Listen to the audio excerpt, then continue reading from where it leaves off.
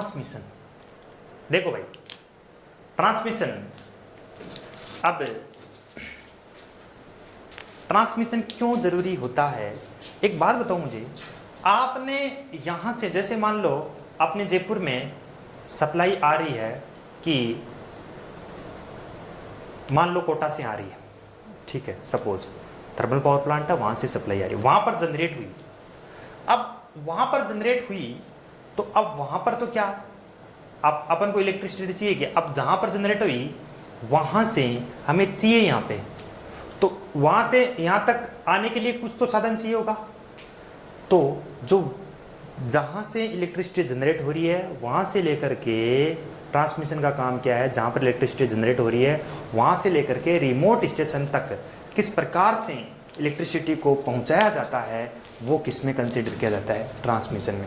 अब इसमें क्या क्या दिक्कतें आती हैं, क्या क्या होता है, वो सारी चीजें अपन इसमें डिस्कस करेंगे। लेकिन पहले स्टार्टिंग देखो, ट्रांसमिशन में वहां से लेकर के यहां तक हमें करने के लिए सबसे पहली जरूरत है किसकी, कंडक्टर की। ये लगे रहते हैं ना यार वायर, ठीक है ना, पोल्स पे, तो कंडक्टर होते हैं। सब हमसे बेसिक से स्टार्ट करते हैं भाई, ट्रांसमिशन करने के लिए सबसे क्वांटिटी क्या होगी, कंडक्टर। अब कंडक्टर पढ़ेंगे तो कंडक्टर में किस तरह से किसका बना होता है, क्या होता है, किस मटेरियल का बना होता है, कितना मोटा होता है, कितना डायमीटर होता है, वो सारी चीज देखेंगे। लेकिन पहले ट्रांसमिशन का जैसे इसी प्रकार से बेसिक्स में अपन देखे थे what is the objective of power system, उसी प्रकार से हम देखेंगे what is the objective of transmission. तो देखो ट्रांसमिशन के ऑब्जेक्टिव की बात करेंगे तो ट्रांसमिशन के objective of transmission,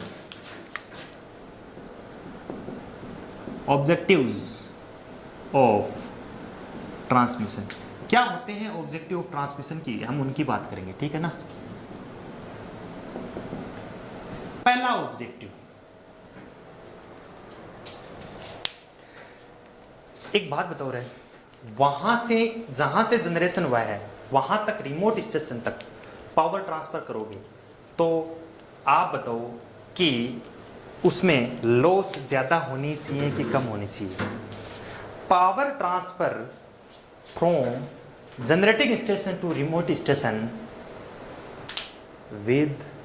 with minimum losses, loss कम होंगे तो मैक्सिमम एफिशिएंसी होगी, और क्या होगी, हमारा ये भी ऑब्जेक्टिव रहेगी तो कम से यानी कॉस्ट भी क्या होनी चाहिए, कम से कम होनी चाहिए। हाई, अब देखो with higher capability must be higher with minimum line losses.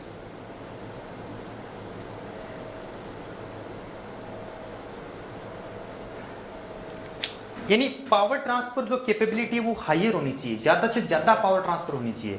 तो power transfer capability is higher, पहला objective, power transfer capability is higher, power transfer capability is higher, ज्यादा होनी चाहिए किसके साथ में, with minimum losses and maximum efficiency. अब loss कम होंगे तो एफिशिएंसी तो क्या होगा, मैक्सिमम होगी। मिनिमम लॉस के साथ पावर ट्रांसफर कैपेबिलिटी हायर होनी चाहिए। दूसरा objective, voltage regulation,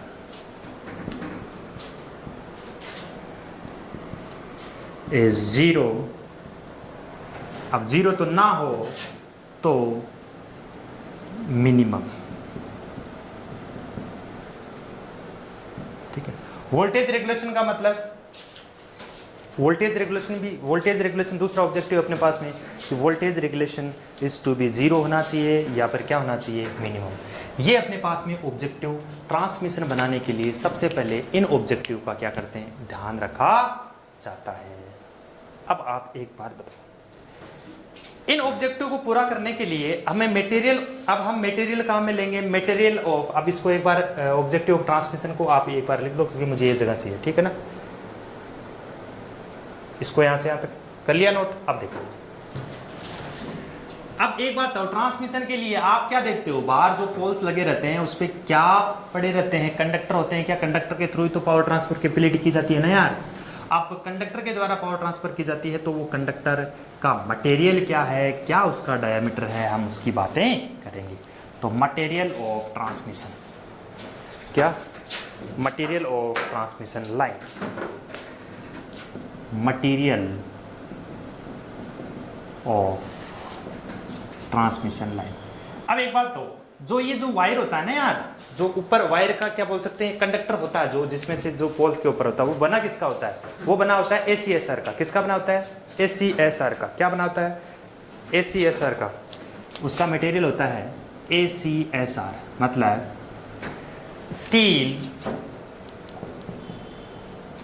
code reinforced aluminium. ठीक है, यानी ACSR का कंडक्टर बना होता है जिसकी फुल फॉर्म होगी स्टील कोर्ड रेनफोर्स्ड एल्यूमिनियम का वो बना होता है। अब देखो क्या होता है इसमें एल्यूमिनियम और किस प्रकार से बना होता है। आप देखना कभी ऐसे तो लाइव कंडक्टर में तो हाथ मत लगा। लाइव कंडक्टर का मतलब जब उस पर इलेक्ट्रिसिटी जा रही है, कहाँ पर वेस्टेज जब आपको वायर मिले तो उसमें देखना किस प्रकार से वो उसको बनाया गया। तो मैं बताता हूँ किस प्रकार से बना होता है। देखो मैकेनिकल स्ट्रेंथ इसकी किस प्रकार से बनी होती है।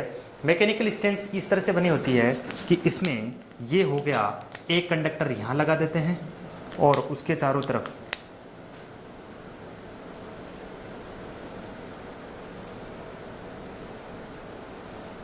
ठीक है ना यार। अब एक बात बताओ, यहां पर ये नंबर ऑफ कंडक्टर 1, फिर मैं बात कर लेता हूं उसकी 2, 3, 4, 5, 6 और 7। अब इस प्रकार से उसमें कंडक्टर लगे रहते हैं, ठीक है ना यार। एक कंडक्टर होता है और उसके चारों तरफ बाकी कंडक्टर लगे रहते हैं। सर ऐसा क्यों किया, बताएंगे भाई।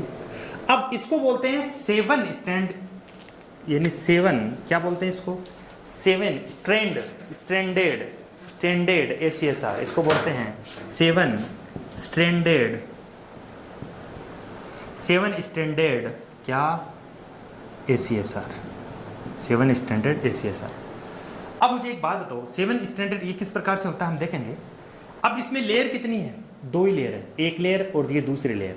पहली लेयर में एक ही कंडक्टर है और दूसरी लेयर में कितने कंडक्टर हो गए, 6। तो टोटल नंबर ऑफ कंडक्टर कितने हो गए, 7।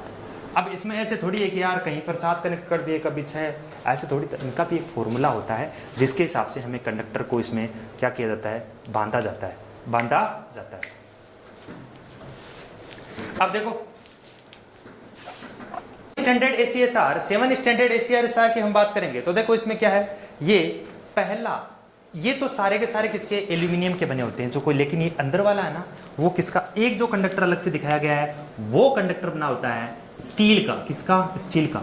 अब एक बात बताओ, इसमें ये लगा किसका, स्टील का। अब एक तो सर गुरुजी बताओ कि पूरा का पूरा ये पूरे 6 कंडक्टर, बाकी कंडक्टर ACSR एल्यूमिनियम के क्यों, देखो एल्यूमिनियम आ रहा है ना, ठीक है ना, तो ये क्यों नहीं लगाते। ये जो कंडक्टर है जो इलेक्ट्रिसिटी वाला बाहर जो जा रही है उसमें ये वाला अंदर वाला स्टील का लगाते हैं और ये बाहर वाला एल्यूमिनियम का।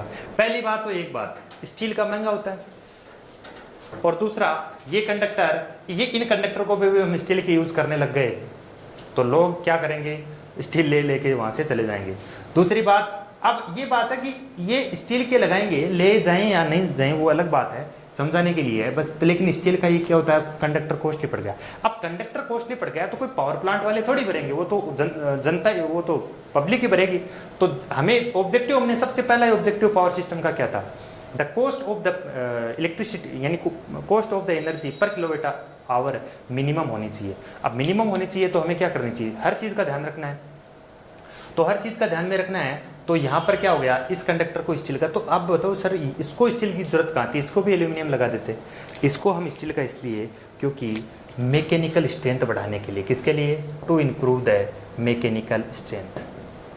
मैकेनिकल स्ट्रेंथ को बढ़ाने के लिए हम क्या कर लेते हैं, ये अंदर वाला एक कंडक्टर स्टील का लगा लेते हैं और बाकी सारे के सारे कंडक्टर किसके होते हैं, किसके होते हैं, ACSR के होते हैं। अब देखो ये यहाँ पर नंबर ऑफ लेयर हैं, तो अब मुझे बताओ कि इसका कुछ डायमीटर भी होगा और नंबर ऑफ स्ट्रैंड्स होंगे। अब यहाँ पर जैसे आपने बोला 7 स्टैंडर्ड ACSR, तो आप नंबर ऑफ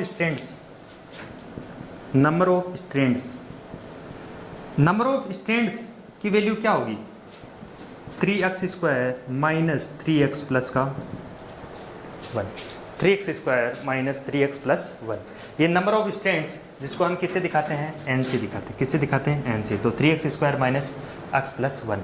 अब एक बात बताओ, जहां पर हम x की बात करेंगे, वेयर x क्या है, number of layer, number of layers. अब मुझे एक बात बताओ, नंबर ऑफ लेयर का मतलब यहाँ पर कितनी लेयर हैं, 1 और 2। यहाँ पर कितनी लेयर है, ये 7 स्टैंडर्ड कैसे लिख दिया ऐसे ही, वो नंबर ऑफ स्टैंड्स किसी के निकालने हैं, तो 3x² माइनस 3x प्लस 1। तो ये x क्या है, नंबर ऑफ लेयर। अब नंबर ऑफ लेयर का मतलब एक लेयर और ये दूसरे लेयर, दैट मीन्स x की वैल्यू कितनी होगी रे, 2।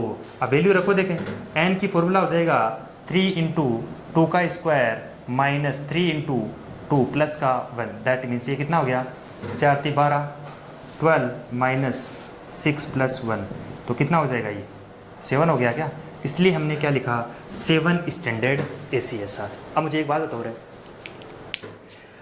ये जो कंडक्टर अकेले के लिए, जिससे इसका भी खुद का डायमीटर होगा, इसका भी डायमीटर होगा, इसका भी डायमीटर होगा, इसका भी होगा, इसका भी होगा, जब आपने इसको इस तरह से कंडक्टर को ACSR को बना दिया, तो अब इसका खुद का भी डायमीटर होगा। अब उसका डायमीटर कितना होगा, तो diameter of the ACSR, standard ACSR की क्या होगा, diameter of the total diameter कितना हो गया, ये कितना हो गया, 4 3 12, ये कितना हो गया, 7। ठीक है, तो अब देखो total diameter of conductor, total diameter of conductor,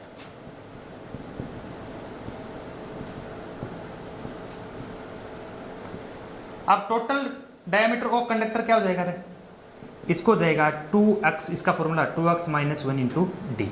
अब स्मॉल डी क्या है, diameter of each conductor, diameter of each conductor. Capital D की वैल्यू आ गई अपने पास में, ये इसको कैपिटल डी से दिखा दें, कैपिटल डी बराबर आ गया 2x माइनस 1 डी, और वेयर स्मॉल डी बराबर क्या हो गया, डायमीटर ऑफ ईच ACSR, यानी ईच ACSR का डायमीटर कितना है उसको स्मॉल डी से दिखा देंगे।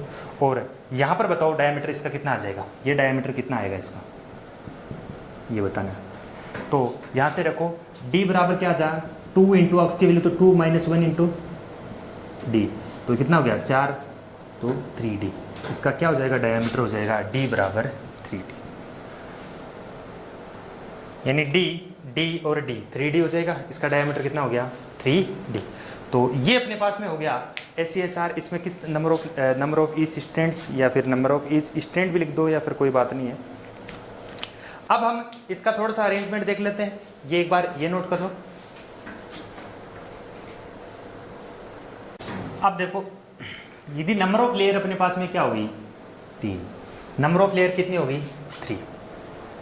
एक बात बताओ, नंबर ऑफ लेयर x बराबर कितनी होगी, 3, that means number of stands will be 3x² minus 3x plus का 1।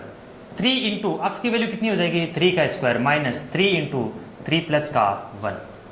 अब बताओ ये कितना हो जाएगा, बताओ, अरे बोलो इसकी वैल्यू सॉल्व करो तो 9 9 3 27 माइनस 9 प्लस 1, तो कितना हो गया 19। तो नंबर ऑफ स्टैंड्स यहां पर कितने आएंगे, 19। जब नंबर ऑफ लेयर कितने हो, 3 हो जाएंगी। अब दो बनाओ, इसका डायमीटर भी निकालो, 2x minus 1 into D, x की वैल्यू कितनी है 3, तो 2 इंटू डी, तो ये कितना हो जाएगा 5d। डायमीटर भी कितना हो गया 5d। अब बनाओ जरा इसको, इसका अरेंजमेंट देखो किस प्रकार से होगा।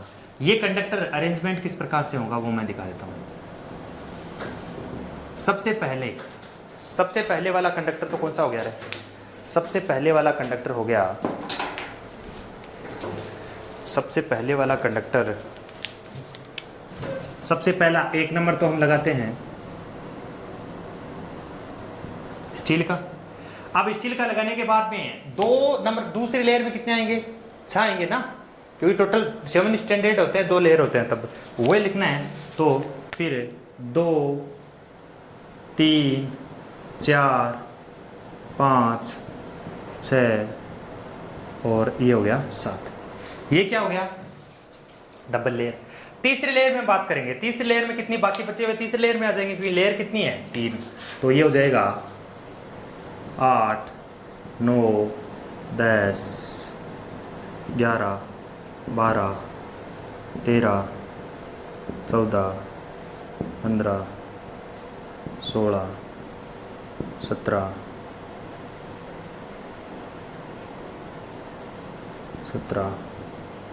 18 और ये 19। ठीक है, तो ये मैकेनिकल स्ट्रेंथ के लिए है, अंदर वाला स्टील का बना होता है और बाकी ACSR के बने होते हैं। अब इसमें नंबर, ये इसका अरेंजमेंट हो गया। इसका डायमीटर की मैं बात करूं तो डायमीटर क्या होगा, यहां से लेकर के D बराबर हो जाएगा फाई ऑफ D, क्योंकि D 2D 3D 4D 5D। ठीक है, तो डायमीटर कितना हो जाएगा, वैसे भी 5D इसका हो जाएगा। यहाँ पर नंबर ऑफ लेयर कितनी है, 3। तो इसको बोलते हैं 19 स्टैंडर्ड ACSR। ठीक है ना, 19 स्टैंडर्ड ACSR। तो ये था मटेरियल कौन सा यूज करते हैं और उसमें किस प्रकार से कॉन्फ़िगरेशन करते हैं। और अब हम बात करेंगे आगे। अब एक नहीं, जैसे इस प्रकार से लिखा है कि जैसे मान लो इसका टेक्निकल नाम क्या है, टेक्निकल नाम कंडक्टर का, जैसे जेब्रा, ये जेब्रा वाली लाइन है, जेब्रा वाली जैसे मान लो ये है 40/7 ऐसा लिखा रहता है। ठीक है, तो 40/7। अब 54 तो किसके हैं और 7 किसके हैं, यानी 50/4 ACSR लिखा रहता है। ठीक है, तो इसमें जब हम देखेंगे तो ये जो कंडक्टर है वो तो 54 तो रहते हैं एल्यूमिनियम के और 7 रहते हैं किसके, स्टील के। ठीक है, 7 किसके रहते हैं, स्टील के। तो इसका जेब्रा है, ठीक है, जेब्रा है, पेंथर है, मूज है, फोक्स है, डॉग है। ठीक है, इसके नाम होते हैं, ये ट्रांसमिशन है टेक्निकल नाम। पेंथर हो गया, मूज हो गया, ये मुंह तो मोज हो गया, ये अपने पास में डॉग हो गया, ये हो गया। ठीक है, फॉक्स हो गया।